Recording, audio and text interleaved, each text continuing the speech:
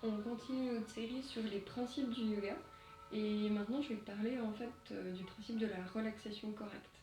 Donc c'est le fameux Shavasana, la posture la plus importante qu'il ne faut pas hésiter à pratiquer entre chaque asana, qu'il faut bien réussir à investir parce que c'est le moment en fait où le mental va être le plus présent.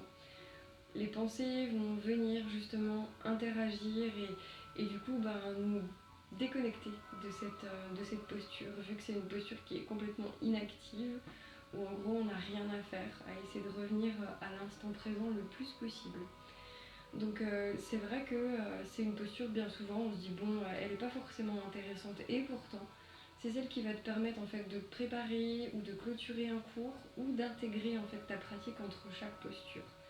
Donc c'est vraiment une posture qu'il faut réussir à appréhender et que ça devienne vraiment une amie où du coup ton corps après quand il est habitué, rien que le fait de t'allonger en une seconde, 2 secondes, le mental c'est déjà que ok, là il va pouvoir relâcher. Donc je voulais juste te montrer un petit peu surtout la relaxation finale parce que j'observe que des fois il y a des personnes qui comprennent pas forcément ce qu'ils doivent faire. Donc je voulais quand même te le montrer, je trouvais ça important. Donc Shavasana, tu t'allonges sur le dos, tu écartes les jambes de la largeur du tapis, les bras également. Tu déposes la tête au sol, rentre légèrement le menton et retrouve ta respiration ventrale.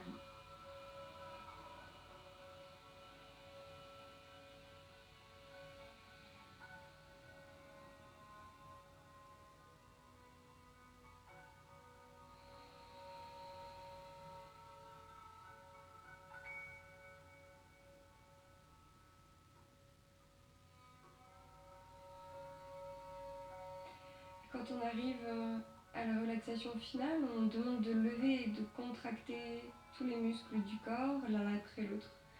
Donc quand on nous demande de soulever la jambe de quelques centimètres, on pense bien à ramener la pointe de pied vers soi et on contracte jusqu'en haut de la fesse, le plus fortement possible. On donne tout dans cette zone, tout ce qu'on a, le stress, les tensions, la fatigue, et on relâche. Abandonne vraiment ta jambe, laisse-la tomber. Donc la même chose de l'autre côté, pas besoin de la soulever trop haut, il suffit juste de la soulever d'une dizaine, quinzaine de centimètres et on contracte, on donne tout ce qu'on a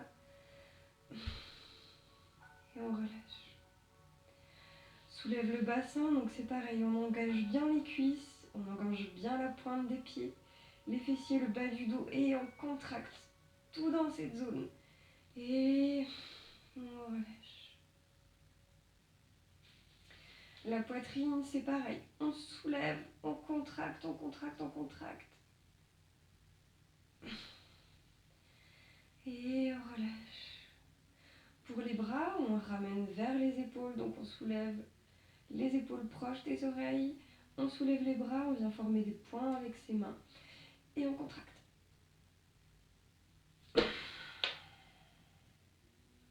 Et le mouvement inverse, donc je descends les épaules le plus bas possible, j'écarte mes doigts, je soulève et je contracte.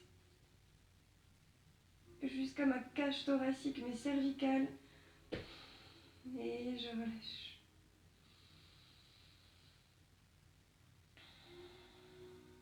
Si toutefois tu sens que cette posture n'est pas évidente pour toi, que ça peut tirer au niveau des lombaires, n'hésite pas à venir mettre des cales en dessous de tes genoux.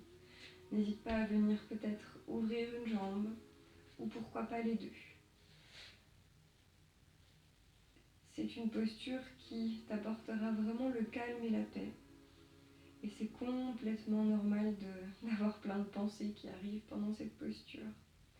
Il faut vraiment essayer de rester concentré sur ton inspire et ton expiration.